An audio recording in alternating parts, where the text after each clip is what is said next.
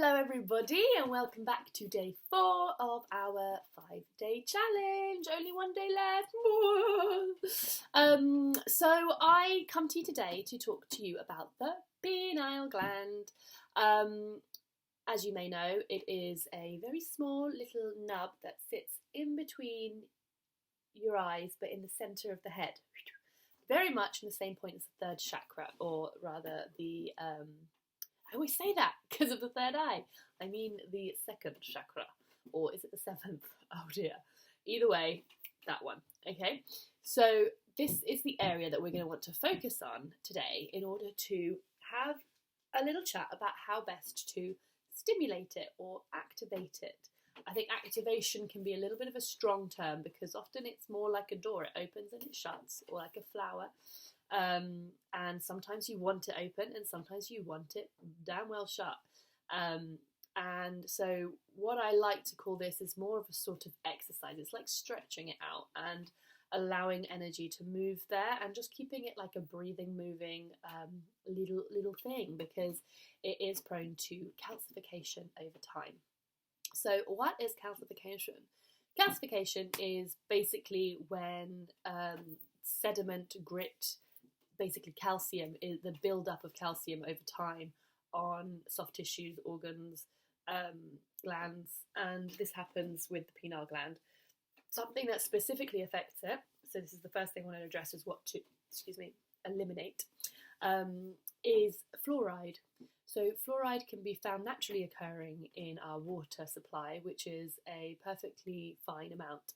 In some regions, and especially in America, they add fluoride to the water on the premise that it is supposed to help your teeth not decay. I personally don't think that it's not worth it. It is a toxin and it is something that works actively against your third eye being open. So I'll leave it up to you. There's lots of conspiracies out there as to why it's being put in the water, seeing as it doesn't have that much of effect on the teeth, and that really there are other better ways to maintain oral health. But yes, if you are very keen to keep your third eye clean, detoxed, open, and able to sense actively, then you're going to want to search for a alternative toothpaste brand that does not contain any fluoride. There are tons of these. I used to work with Forever Living that did a wonderful aloe vera minty toothpaste, which I'm going to buy again now, but there's lots on Amazon as well, and online, and in Boots even, and health food shops.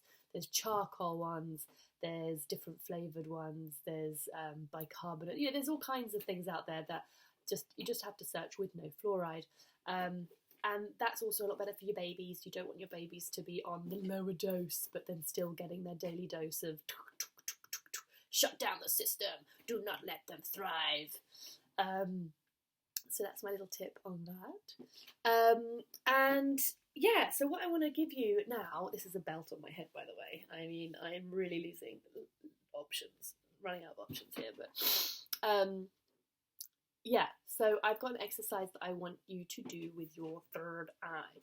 So this is a really nice way to bring energy to the area, to bring your awareness to the area, and to start to notice how it feels when you draw your attention, because obviously your focus is so important when it comes to activating your intuition and amplifying your intuition. What you are, like I said, I used to, in the intro video on Instagram, I was talking about how I used to feel like I know I'm psychic, but I don't have any control over it. I just get information sometimes and sometimes I don't. I don't seem to have a choice over the matter. So it's really, I feel quite, it's important in your spiritual journey, if this is your path, to be able to then step into a position where you can, by choice, tune into something, request information specifically, and just learn to understand your instrument, which is your body. So the pineal gland is a very important place to start, even though we have many different areas in our body that we pick up information on. Our pineal gland is where we get that sort of direct knowing and that clairvoyance and that just imprints of information directly downloaded into the old brainiac. So I'd like you to take note of this exercise, and when you have a nice quiet time where you're not going to be disturbed, preferably in the evening when it's dark, although that's not essential, so don't worry about that too much. But it's very light sensitive, and that's a separate topic really. But so what we want to do, I've got my candle here to show you as an example. You're going to want a candle.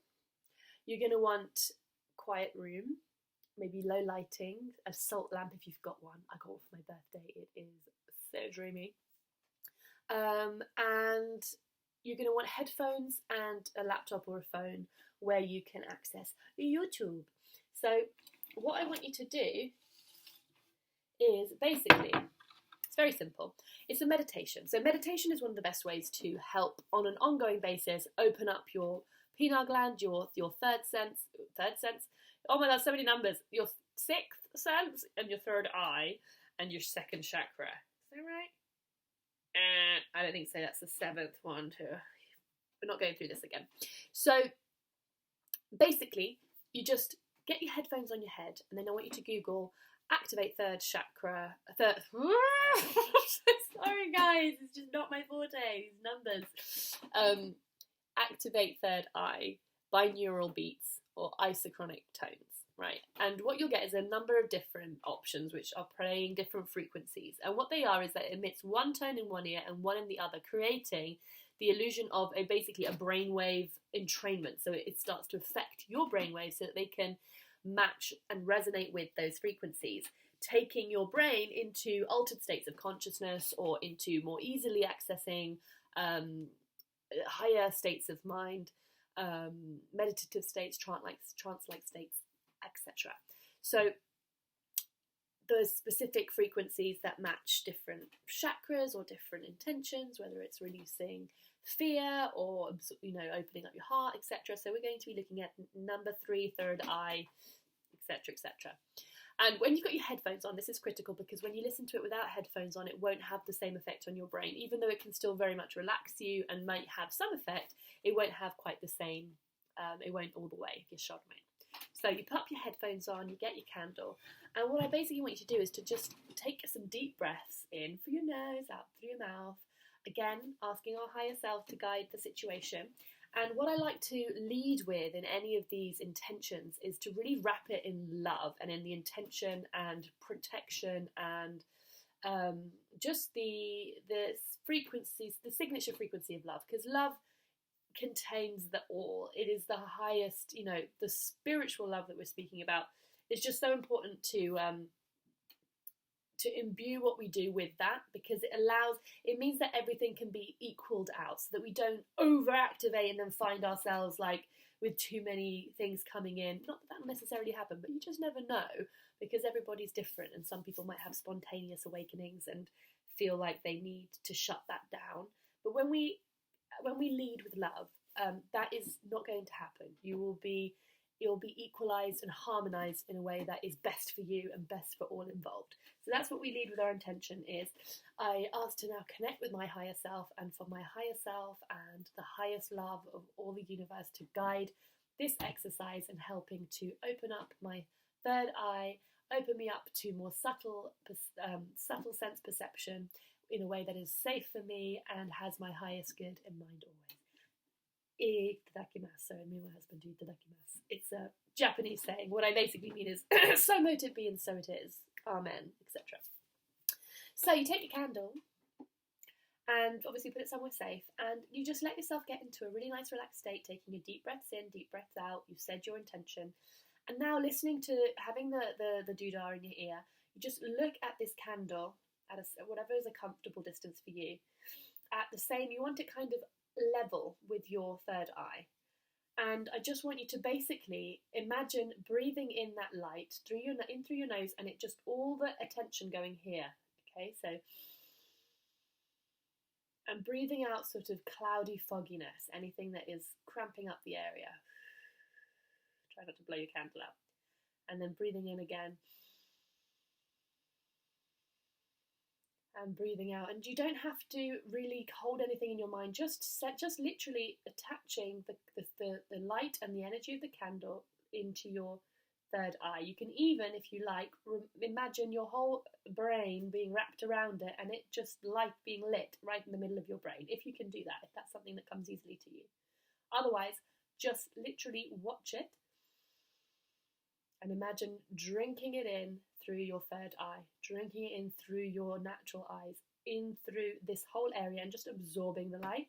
And just notice that when you take deep breaths in and deep breaths out, and you just let yourself do it for, a good 5-10 minutes, maybe even 15 if you feel comfortable.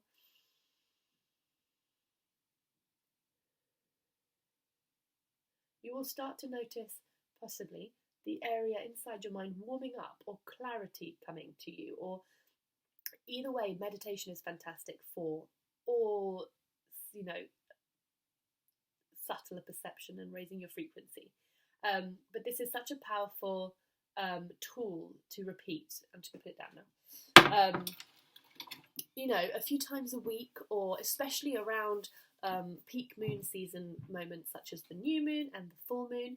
Definitely this is an important thing to track when you're interested in intuition anyhow, because connecting with the moon cycles is such a powerful way to access all the potential around you and really tune into when the best times are for, doing some inner divination and some really looking into your own psyche, or maybe doing some readings or doing some manifestations or some spell work. The full moon is a fantastic time and the new moon is a fantastic time. Any time in between is obviously great too, but you will find that you'll have, I'm sure, extra powerful experiences around those two poles.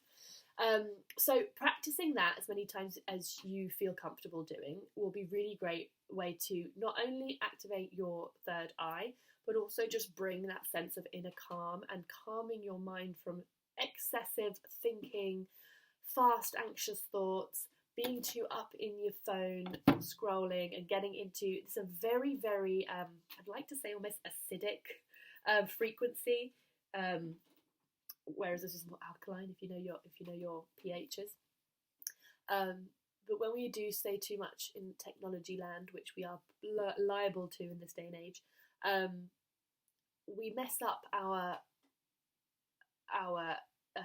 entrainment with nature, our resonance with nature. It's like almost the Schumann resonance that is the heartbeat of the earth. The more we are up in our heads and in technology, we are basically bringing ourselves out of alignment with all that is. We're bringing ourselves out of alignment with nature, because it is not a natural frequency. Even just the blue light that goes into our eyes is not good for us. Even just the speed at which we are being fed information, there's nothing like it in nature. Nothing is so fast and so vacuous, if you see what I mean. It really takes you out of a very important vibrational relationship with all that is, with nature. So doing something like this will really help ground you, and I think this is also important. So once you've connected with your third eye, take a moment at the end to then draw that light down, breathing it down through your center and just bleeding it out the bottom of your feet and the bottom of your bottom, and just grounding, letting all of that energy ground down into the earth, just imagining it seeping deep, deep, deep down like roots. And that will just help to ground your energy and bring all that sort of nice light down as well, so that you can embody it and hold on to it in a way that's going to be stabilizing rather than something that's going to make you feel a bit out of it. Okay, so that's everything for today. Enjoy this lovely exercise. Repeat it lots, because that is the key. And let me know how you find it. I think it's a really, really nice, relaxing thing to do. It's a beautiful way of caring for yourself too. And when you're there just meditating and relaxing like that, you might find that things come up that your unconscious mind wants to draw your attention to, but that you hadn't been present enough or hadn't created enough space to receive these signals and information. So it's just another way also of becoming present to yourself, so that you can better understand what your soul wants you to know and pay attention to. So I hope you find that useful, and as always, drop your comments or questions or queries in the section of the comments. Yes, and And yeah, I will see you tomorrow with video number 5, final day. Mwah! That's lots of love. I hope you are all well.